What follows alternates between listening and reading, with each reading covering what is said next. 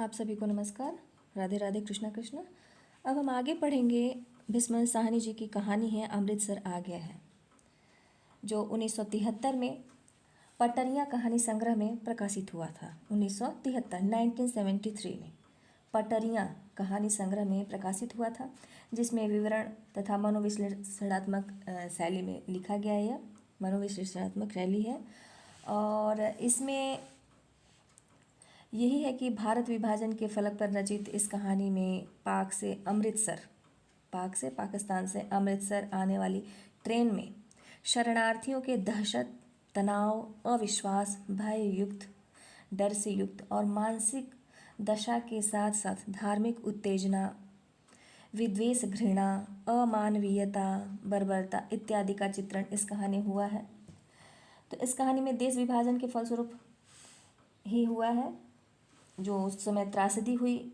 और इस कहानी में जो शरणार्थी थे तो उनका एक समूह के साथ जो पाक से अमृतसर की ट्रेन यात्रा थी और भयावह था, बहुत डरावना, विनाश और बर्बरता की तरफ यह इस कहानी का कथ्य है। अब हम शुरू करते हैं।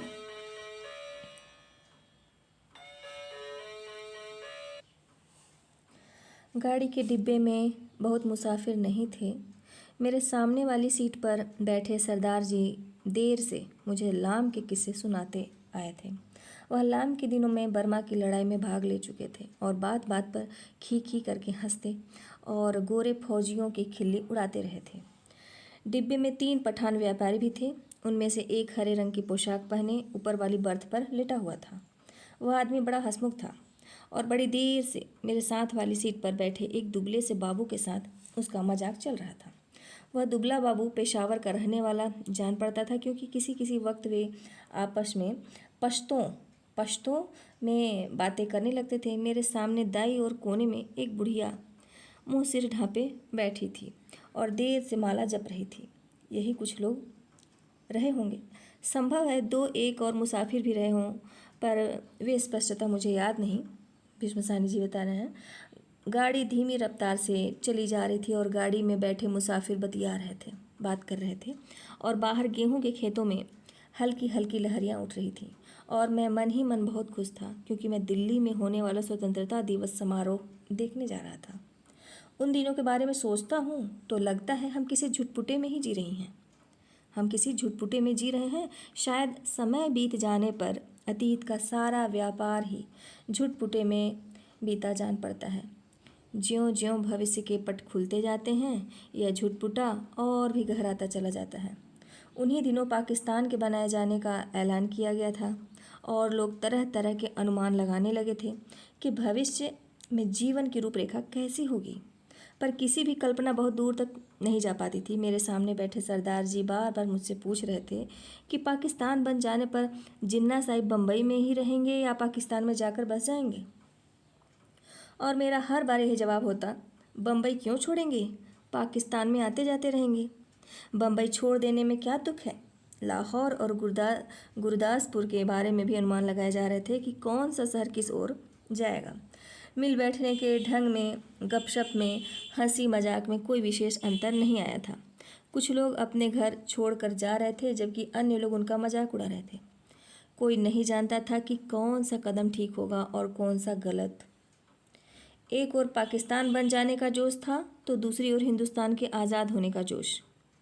जगह जगह दंगे भी हो रहे थे और यौम-ए-आज़ादी की तैयारियां भी चल रही थीं। इस पृष्ठभूमि में लगता देश आज़ाद हो जाने पर दंगे अपने आप बंद हो जाएंगे। वातावरण में, इस झुटपुट में आज़ादी की सुनहरी धूल सी उड़ रही थी और साथ ही साथ अनिश्चय भी डोल रहा था। और इसी अनिश्चय की स्थिति में किसी किसी वक्त भावी रिश्तों की रूपरेखा झलक दे जाती थी। शायद जेहलम का स्टेशन पीछे छूट चुका था, जब ऊपर वाली बर्थ पर बैठे पठान ने एक पोटली खोल ली और उसमें से उबला हुआ मांस और नान रोटी के टुकड़े निकाल निकाल कर अपने साथियों को देने लगा। फिर वही हंसी मजाक के बीच मेरे बगल में बैठे बाबू की ओर भी नान का टुकड़ा और मांस की बोटी बढ़ाकर खाने का आग्रह करने लगा। खा ले बाबू, ताकत आएगी, खा ले, हम जैसा हो जाएगा, बीबी भी तेरे साथ खुश रहेगी। काले दाल को, तू दाल खाता है इसलिए दुबला है। डिब्बे में लोग हंसने लगे थे। बाबू ने पश्तो में कुछ जवाब दिया और फिर मुस्कुराता सिर हिलाता रहा। इस पर दूसरे पठान ने हंसकर कहा, ओ जालिम, हमारे हाथ से नहीं लेता है तो अपने हाथ से उठा ले। खुदा कसम, बकरे का गोश्त है और किसी चीज़ का नहीं है। ऊपर बैठा पठान चहक कर बोला, ओ खंजीर के तुम इधर, तुम्हें कौन देखता है? हम तेरी बीबी को नहीं बोलेगा। ओ तू हमारे साथ बोटी तोड़, हम तेरे साथ दाल पिएगा। इस पर कहा उठा, पर दुबला पतला बाबू हंसता सिर हिलाता रहा और कभी कभी दो शब्द पश्तो में भी कह देता। ओ कितना बुरा बात है, हम कहता है और तू हमारा मुंह देखता है। सभी पठान मगन थे। यह इसलिए नहीं लेता कि तुमने हाथ नहीं धोए हैं, स्थूलकाय सरदार जी बोले और बोलते बोलते ही खीखी करने लगे, हंसने लगे। अधलेटी मुद्रा में बैठे सरदार जी की आधी तोंद सीट के नीचे लटक रही थी। तुम अभी सोकर उठे हो और उठते ही पोटली खोलकर खाने लग गए हो, इसलिए बाबूजी तुम्हारे हाथ से नहीं लेते। और कोई बात नहीं। और सरदार जी ने मेरी ओर देखकर आंख मारी और फिर खीखी करने लगे। मांस नहीं खाता है बाबू तो जानो, बाबू तो आओ। मांस नहीं खाता है बाबू तो जाओ, जनाना डब्बे में बैठो, इधर क्या करता है? फिर कहा उठा। डब्बे में और भी अनेक मुसाफिर थे, लेकिन पुराने मुसाफिर यही थे जो सफ़र शुरू होने में गाड़ी में बैठे थे। बाकी मुसाफिर उतरते चढ़ते रहे थे। पुराने मुसाफिर होने के नाते उनमें एक तरह की बेदकुल्फ़ी आ गई थी। ओ इधर आकर बैठो, तुम हमारे साथ बैठो, आओ जालिम, किस्सा खाने की बातें करेंगे। तभी किसी स्टेशन पर गाड़ी रुकी थी और नए मुसाफिरों का रेला अंदर आ गया था। बहुत से मुसाफिर एक साथ अंदर घुसते चले आए थे। कौन सा स्टेशन है? किसी ने पूछा। वजीराबाद है शायद, मैंने बाहर की ओर देख कर कहा। गाड़ी वहाँ थोड़ी देर के लिए खड़ी रही, पर छूटने के पहले एक छोटी सी घटना घटी। एक आदमी साथ वाले डिब्बे में से पानी लेने उतरा और नल पर जाकर पानी लोटे में भर रहा था। तभी वह भागकर अपने डिब्बे की ओर लौट आया। छलछलाते लोटे में से पानी गिर रहा था, लेकिन जिस ढंग से वह भागा था उसी ने बहुत कुछ बता दिया था। नल पर खड़े और लोग भी, 3-4 आदमी रहे होंगे, इधर उधर अपने अपने डिब्बे की ओर भाग गए थे।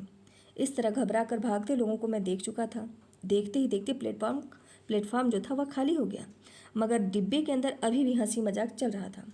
कहीं कोई गड़बड़ है, मेरे पास बैठे दुबले बाबू ने कहा।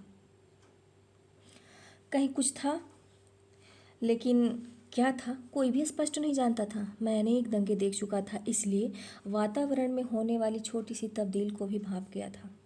भागते व्यक्ति, खटाक से बंद होते दरवाजे, घरों की छतों पर खड़े लोग, चुप्पी और सन्नाटा सभी दंगों में चिन्ह थे। सभी दंगों के जो चिन्ह होते हैं कि यहाँ पर दंगा फसाद हुआ है, तो उसका चिन्ह भी था। तभी पिछले दरवाजे की ओर से, जो प्लेटफॉर्म की ओर न खुलकर दूसरी ओर खुलता था, हल्का सा शोर हुआ। कोई मुसाफिर अंदर घुसना चाह रहा था।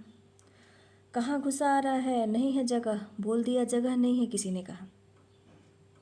बंद करो जी दरवाज़ा, यूं ही मुंह उठाए घुसे आते हैं, आवाज़ें आ रही थीं। जितनी देर कोई मुसाफिर डिब्बे के बाहर खड़ा अंदर आने की चेष्टा करता रहे, अंदर बैठे मुसाफिर उसका विरोध करते रहते हैं। पर एक बार जैसे तैसे वह अंदर आ जाए तो विरोध खत्म हो जाता है और वह मुसाफिर जल्दी ही डिब्बे की दुनिया का निवासी बन जाता है। और अगले स्टेशन पर वही सबसे पहले बाहर खड़े मुसाफिरों पर चिल्लाने लगता है, नहीं है जगह, अगले डिब्बे में जाओ, घुसे आते हैं। दरवाजे पर शोर बढ़ता जा रहा था। तभी मैले कुचैले कपड़ों और लटकती मूँछों वाला एक आदमी दरवाजे में से अंदर घुसता दिखाई दिया। चिकट मैले कपड़े, ज़रूर कहीं हलवाई की दुकान करता होगा। वह लोगों की शिकायतों, आवाज़ों की ओर ध्यान दिए बिना दरवाजे की ओर घूमकर बड़ा सा काले रंग का संदूक अंदर की ओर घसीटने लगा। आ जाओ, तुम भी चढ़ जाओ, वह अपने पीछे किसी से कहे जा रहा था। तभी दरवाजे में एक पतली सूखी सी औरत नजर आई और उसके पीछे 16-17 बरस की सांवली सी एक लड़की अंदर आ गई। लोग अभी भी चिल्लाए जा रहे थे। सरदार जी को कुल्हों के बल उठकर बैठना पड़ा। बंद करो जी दरवाज़ा, बिना पूछे चढ़े आते हैं, अपने बाप का घर समझ रखा है, मत घुसने दो जी, क्या करते हो, धकेल दो पीछे। और लोग भी चिल्ला रहे थे। वह आदमी अपना सामान अंदर घसीटे जा रहा था। उसकी पत्नी और बेटी संडास के दरवाजे के साथ लगकर खड़े थे। और कोई डिब्बा नहीं मिला, औरत जात को भी यहाँ उठा लाया है। वह आदमी पसीने से तर था और हाँफता हुआ सामान अंदर घसीटे जा रहा था। संदूक के बाद रस्सियों से बंधी खाट की पाटियाँ अंदर खींचने लगा। टिकट है जी मेरे पास, मैं बेटिकट नहीं हूँ। इस पर डिब्बे में बैठे बहुत से लोग चुप हो गए। पर बर्थ पर बैठा पठान उचक्कर बोला, निकल जाओ इधर से, देखता नहीं है इधर जगह नहीं है। और पठान ने आओ देखा न ताओ आगे बढ़कर ऊपर से ही उस मुसाफिर के लात जमा दी। पर लात उस आदमी को लगने के बजाय उसकी पत्नी के कलेजे में लगी और वहीं हाय हाय करके बैठ गई वह। उस आदमी के पास मुसाफिरों के साथ उलझने के लिए वक्त नहीं था। वह बराबर अपना सामान अंदर घसीटे जा रहा था, पर डिब्बे में मौन छा गया। खाट की पार्टियों के बाद बड़ी बड़ी गठरियाँ आईं। इस पर ऊपर बैठे पठान की सहन क्षमता चूक गई। निकालो इसे, कौन है ये? वह चिल्लाया। इस पर दूसरे पठान ने, जो नीचे की सीट पर बैठा था, उस आदमी का संदूक दरवाजे में से नीचे धकेल दिया, जहाँ लाल वर्दी वाला एक कुली खड़ा सामान अंदर पहुँचा रहा था। उसकी पत्नी के चोट लगने पर कुछ मुसाफिर चुप हो गए थे। केवल कोने में बैठो बुढ़िया कर लाया जा रही थी। ए नेक बख्तों, बैठने दो, आजा बेटी तू मेरे पास आजा, जैसे तैसे सफ़र काट लेंगे। छोड़ो बेजालिमो, बैठने दो। अभी आधा सामान ही अंदर आ पाया होगा जब सहसा गाड़ी सरकने लगी। छूट गया, सामान छूट गया। वह आदमी बंधा हुआ सा हो करके चिल्लाने लगा, पिताजी सामान छूट गया। संडास के दरवाजे के पास खड़ी लड़की सिर से पांव तक कांप रही थी और चिल्लाए जा रही थी, उतरो नीचे उतरो। वह आदमी हड़बड़ाकर चिल्लाया और आगे बढ़कर खाट की पाटियां और गठरियां बाहर फेंकते हुए दरवाजे का डंडहरा पकड़कर नीचे उतर गया। उसके पीछे उसकी व्याकुल बेटी और उसकी पत्नी कलेजे को दोनों हाथों से दबाए हाय हाय करते नीचे उतर गई। बहुत बुरा किया है तुम लोगों ने, बहुत बुरा किया है। बुढ़िया ऊंचा ऊंचा बोल रही थी। तुम्हारे दिल में दर्द मर गया है। छोटी सी बच्ची उसके साथ थी। बेरहमो, तुमने बहुत बुरा किया है, धक्के देकर उतार दिया है। गाड़ी सूने प्लेटफॉर्म को लांघती आगे बढ़ गई। डिब्बे में व्याकुल सी चुप्पी छा गई। बुढ़िया ने बोलना बंद कर दिया था। पठानों का विरोध कर पाने की हिम्मत नहीं हुई।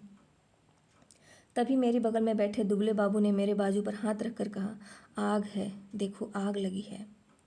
गाड़ी प्लेटफॉर्म छोड़कर आगे निकल आई थी और शहर पीछे छूट रहा था।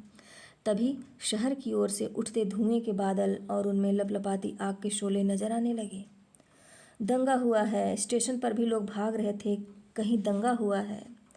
शहर में आग लगी थी। बात डिब्बे भर के मुसाफिरों को बात पता चल गई और वे लपक लपक कर खिड़कियों में से आग का दृश्य देखने लगे। जब गाड़ी शहर छोड़कर आगे बढ़ गई तो डिब्बे में सन्नाटा छा गया। मैंने घूमकर डिब्बे के अंदर देखा। दुबले बाबू का चेहरा पीला पड़ गया था और माथे पर पसीने की परत किसी मुर्दे के माथे की तरह चमक रही थी। मुझे लगा जैसे अपनी अपनी जगह बैठे सभी मुसाफिरों ने अपने आसपास बैठे लोगों का जायजा ले लिया है। सरदार जी उठकर मेरी सीट पर आ बैठे। नीचे वाली सीट पर बैठा पठान उठा और अपने दो साथी पठानों के साथ ऊपर वाली बर्थ पर चढ़ गया। यही क्रिया शायद रेलगाड़ी के अन्य डिब्बों में भी चल रही थी। डिब्बे में तनाव आ गया। लोगों ने बतियाना बंद कर दिया। तीनों के तीनों पठान ऊपर वाली बर्थ पर एक साथ बैठे चुपचाप नीचे की ओर देखे जा रहे थे। सभी मुसाफिरों की आंखें पहले से ज़्यादा खुली खुली, ज़्यादा शंकित सी लगी। यही स्थिति संभवतः गाड़ी के सभी डिब्बों में व्याप्त हो रही थी। कौन सा स्टेशन था यह? डिब्बे में किसी ने पूछा। वजीराबाद, किसी ने उत्तर दिया। जवाब मिलने पर डिब्बे में एक और प्रतिक्रिया हुई। पठानों के मन का तनाव फौरन ढीला पड़ गया, जबकि हिंदू सिख मुसाफिरों की चुप्पी और ज़्यादा गहरी हो गई। एक पठान ने अपनी वास्कट की जेब में से नस्वार की डिबिया जो है वह निकाली और नाक में नस्वार चढ़ाने लगा। अन्य पठान भी अपनी अपनी डिबिया निकालकर नस्वार चढ़ाने लगे। बुढ़िया बराबर माला जपे जा रही थी। किसी किसी वक्त उसके बुदबुदाते होंठ नजर आते, लगता उनमें से कोई खोखली सी आवाज़ निकल रही है। अगले स्टेशन पर जब गाड़ी रुकी तो वहाँ भी सन्नाटा था। कोई परिंदा तक नहीं फड़क रहा था। हाँ, एक भिश्ती पीट कर पानी की मशकल लादे प्लेटफॉर्म लांघ कर आया और मुसाफिरों को पानी पिलाने लगा। लो पियो पानी, पियो पानी। औरतों के डिब्बे में से औरतों और बच्चों के अनेक हाथ बाहर निकल आए थे। बहुत मार काट हुई है, बहुत लोग मरे हैं। लगता था वह इस मार काट में अकेला पुण्य कमाने चला आया है। गाड़ी सरकी तो सहसा खिड़कियों के पल्ले चढ़ाए जाने लगे। दूर दूर तक पहियों की गड़गड़ाहट के साथ खिड़कियों के पल्ले चढ़ाने की आवाज़ आने लगी। किसी अज्ञात आशंकावश दुबला बाबू मेरे पास वाली सीट पर से उठा और दो सीटों के बीच फर्श पर लेट गया। उसका चेहरा अभी भी मुर्दे जैसा पीला हो रहा था। इस पर बर्थ पर बैठा पठान उसकी ठिठोली करने लगा। ओ बेगैरत, तुम मर्द है कि औरत है? सीट पर से उठकर नीचे लेटता है, तुम मर्द के नाम को बदनाम करता है। वह बोल रहा था और बार बार हंसे जा रहा था। फिर वह उससे पश्तो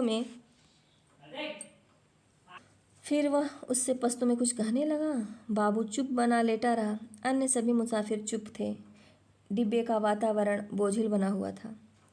ऐसे आदमी को हम डिब्बे में नहीं बैठने देगा। ओ बाबू, अगले स्टेशन पर उतर जाओ और जनाना डब्बे में बैठो। मगर बाबू की हाजिर जवाबी अपने कंठ में सूख चली थी। हकलाकर चुप हो रहा। पर थोड़ी देर बाद वह अपने आप उठकर सीट पर जा बैठा और देर तक अपने कपड़ों की धूल झाड़ता रहा। वह क्यों उठकर फर्श पर लेट गया था? शायद उसे डर था कि बाहर से गाड़ी पर पथराव होगा या गोली चलेगी। शायद इसी कारण खिड़कियों के पल्ले चढ़ाए जा रहे थे। कुछ भी कहना कठिन था। मुमकिन है किसी एक मुसाफिर ने किसी कारण से खिड़की का पल्ला चढ़ाया हो। उसकी देखा देखी बिना सोचे समझे धड़ाधड़ खिड़कियों के पल्ले चढ़ाए जाने लगे थे। बोझिल अनिश्चित से वातावरण में सफ़र कटने लगा। रात गहराने लगी थी। डिब्बे के मुसाफिर स्तब्ध और शंकित ज्यों के त्यों बैठे थे। कभी गाड़ी की रफ्तार सहसा टूटकर धीमी पड़ जाती तो लोग एक दूसरे की ओर देखने लगते। कभी रास्ते में ही रुक जाती तो डिब्बे के अंदर सन्नाटा और भी गहरा हो उठता। केवल पठान निश्चित बैठे थे। हाँ, उन्होंने भी बतियाना छोड़ दिया था क्योंकि उनकी बातचीत में कोई भी शामिल होने वाला नहीं था। धीरे धीरे पठान ऊँघने लगे जबकि अन्य मुसाफिर फटी फटी आंखों से शून्य में देखे जा रहे थे। बुढ़िया मुंह सिर लपेटे टांगे सीट पर चढ़ाए बैठे बैठे सो गई थी। ऊपर वाली बर्थ पर एक पठान ने अध लेटे ही कुर्ते की जेब में से काले मनकों की तस्हीब निकाले और धीरे धीरे हाथ में चलाने लगा। खिड़की के बाहर आकाश में चांद निकल आया और चांदनी में बाहर की दुनिया और भी अनिश्चित और भी अधिक रहस्यमयी हो उठी। किसी किसी वक्त दूर किसी ओर आग के शोले उठते नजर आते। कोई नगर जल रहा था। गाड़ी किसी वक्त से चिंघाड़ती हुई आगे बढ़ने लगती, फिर किसी वक्त उसकी रफ्तार धीमी पड़ जाती और मीलों तक धीमी रफ्तार से चलती रहती। सहसा दुबला बाबू खिड़की में से बाहर देखकर ऊंची आवाज़ में बोला, हरबंसपुर निकल गया है। उसकी आवाज़ में उत्तेजना थी। वह जैसे चीख कर बोला था। डिब्बे के सभी लोग उसकी आवाज़ सुनकर चौंक गए। उसी वक्त डिब्बे के अधिकांश मुसाफिरों ने मानो उसकी आवाज़ को सुनकर करवट बदली। ओ बाबू, चिल्लाता क्यों है? तस्बीह वाला पठान चौंक कर बोला, इधर उतरेगा तुम? जंजीर खींचूं? और खी खी करके हंस दिया। जाहिर है वह हरबंसपुरा की स्थिति से अथवा उसके नाम से अनभिज्ञ था। बाबू ने कोई उत्तर नहीं दिया, केवल सिर हिला दिया और एक आध बार पठान की ओर देखकर फिर खिड़की के बाहर झांकने लगा। डब्बे में फिर मौन छा गया। तभी इंजन ने सीटी दी और उसकी एक रस रफ्तार टूट गई। थोड़ी ही देर बाद खटाक का सा शब्द भी हुआ। शायद गाड़ी ने लाइन बदली थी। बाबू ने झांक कर उस दिशा में देखा जिस ओर गाड़ी बढ़ी जा रही थी। शहर आ गया है, वह फिर ऊंची आवाज़ में चिल्लाया।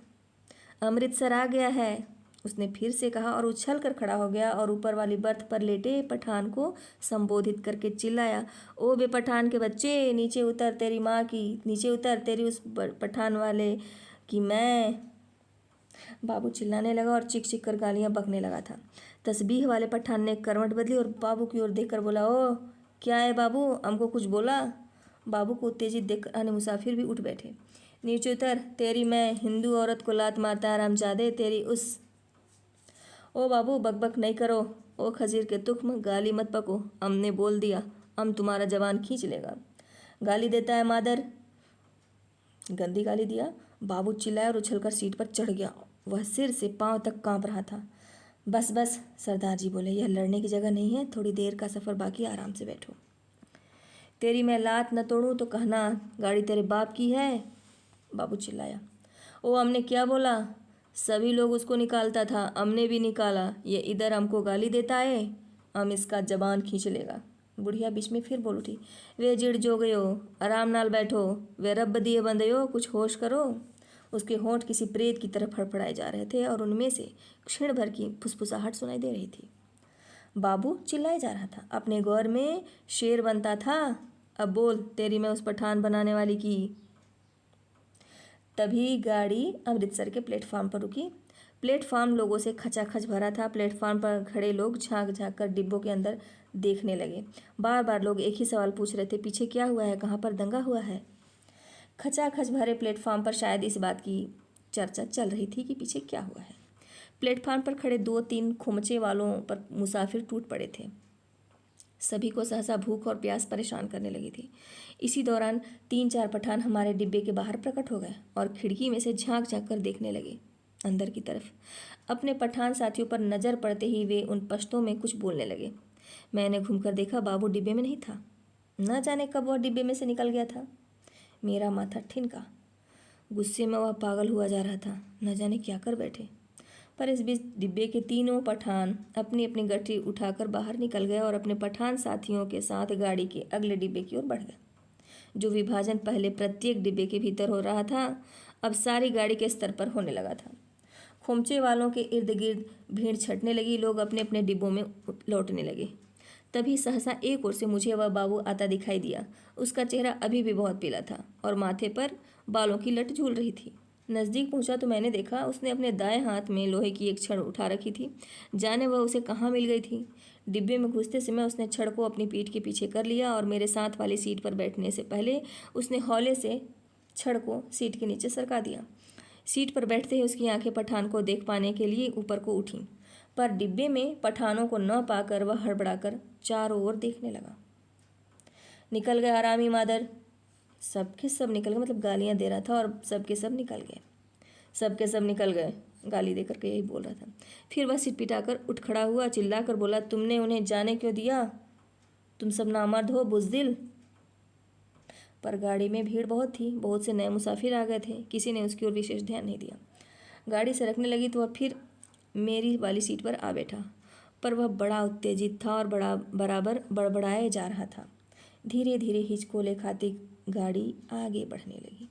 डिब्बे में पुराने मुसाफिरों ने भरपेट पूरियां खा ली थी और पानी भी पी लिया था और गाड़ी इस इलाके में आगे बढ़ने लगी थी जहां उनके जान माल को खतरा नहीं था।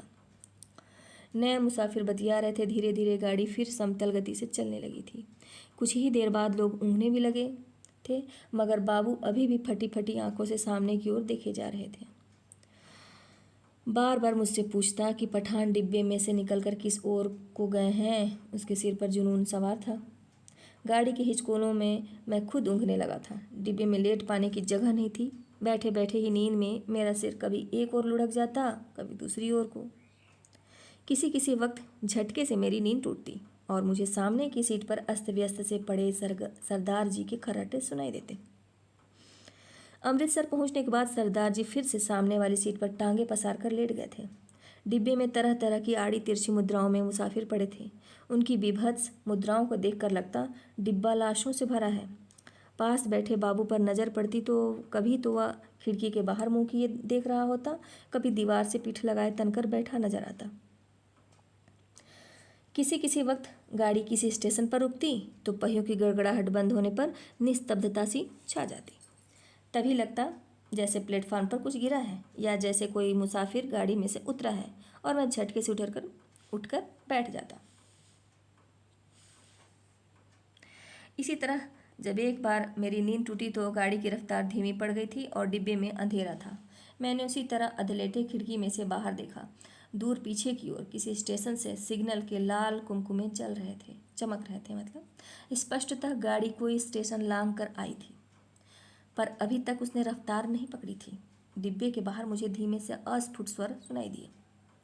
दूर ही एक धूमिल सा काला पुंज नजर आया। नींद की खुमारी में मेरी आंखें कुछ देर तक उस पर लगी रहीं।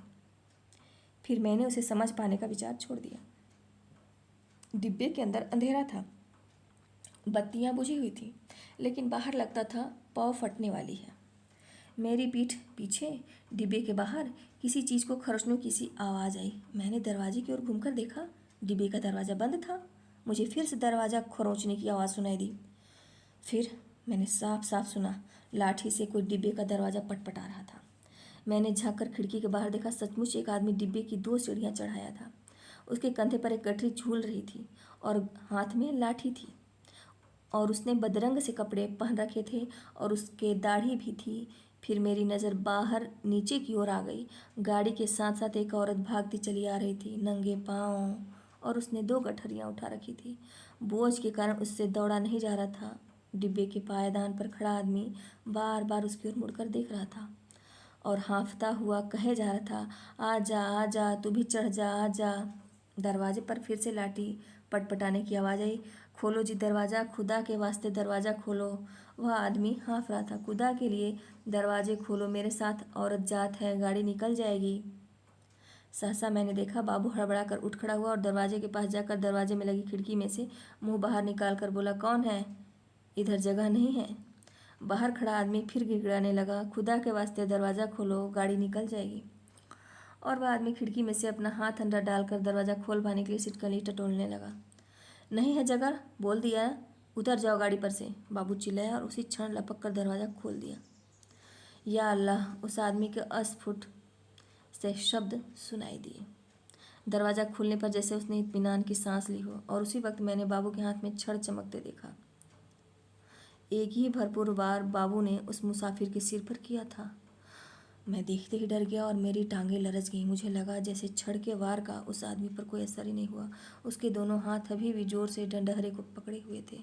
कंधे पर से लटकती गठरी खिसट कर उसकी कोहनी पर आ गई थी।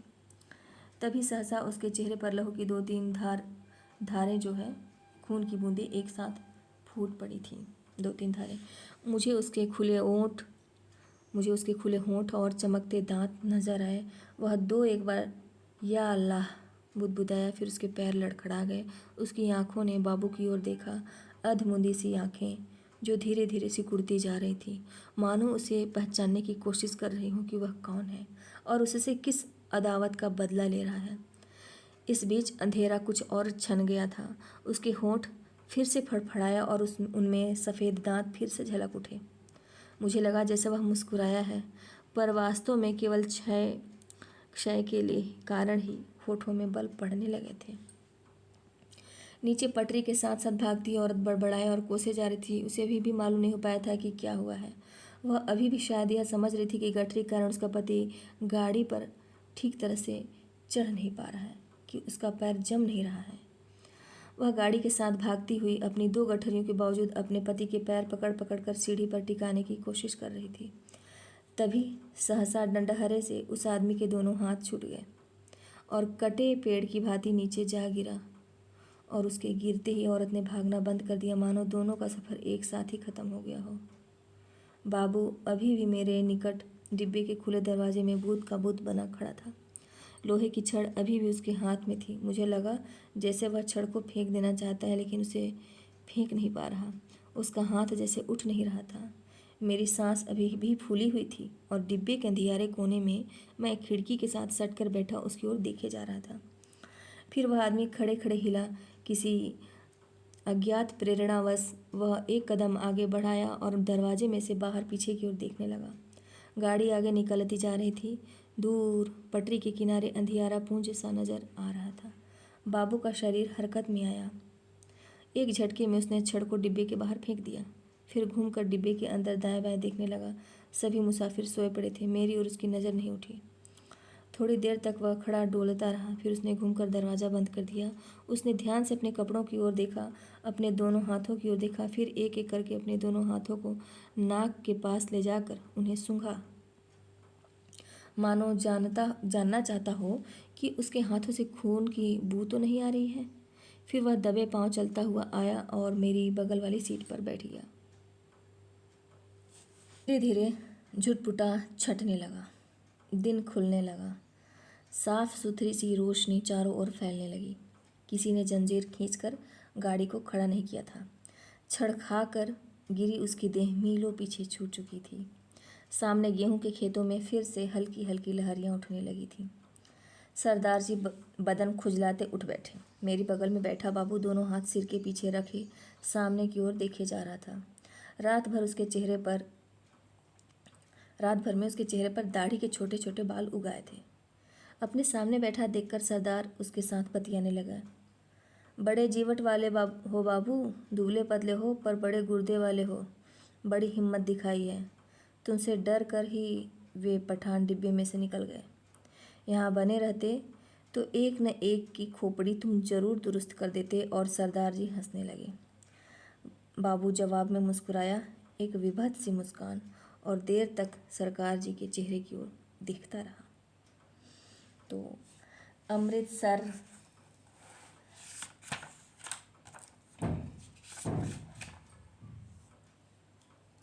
अमृतसर आ गया है, कहानी जो है समाप्त हुई। अब नेक्स्ट में हम देखेंगे किसी और कहानी को। धन्यवाद।